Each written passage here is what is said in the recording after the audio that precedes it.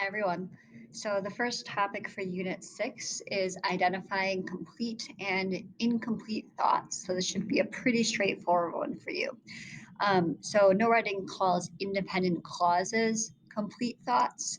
So, of course, that is a clause that has a subject and a verb.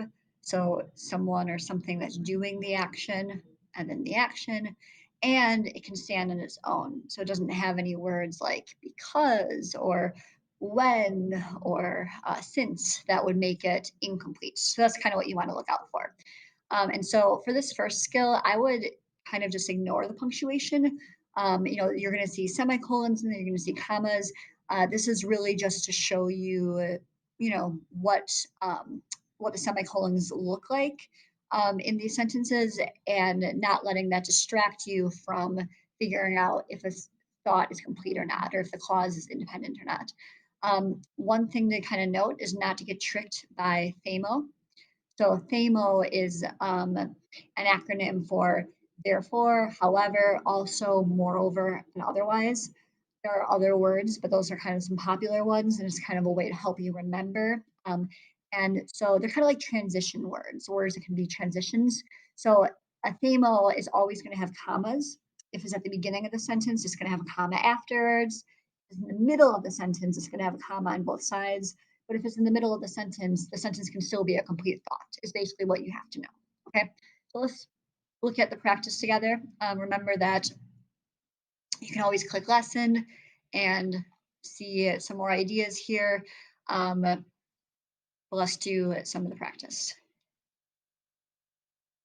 So what you're looking at is just the highlighted portion, is it complete or not? All right.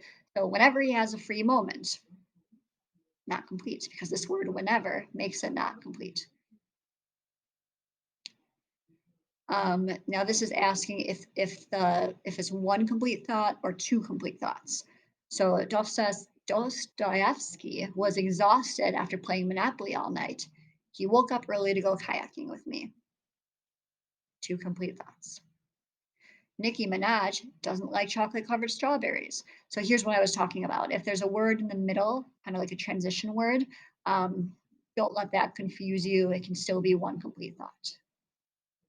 Okay, so that's really all you're doing there. It's pretty straightforward. Again, the reason that that topic is there is just to show you what the thamos would look like and also what the semicolons would look like. So let's see if we can find a semicolon one just to show you. Yeah, here's one right here. So Jack White is lying by the pool. He loves the sunshine. So on this side of the semicolon, we have a complete thought. That's what it's asking us about. On this side, we also have a complete thought, and that's what you're going to be tested on. The next one is how does semicolon work?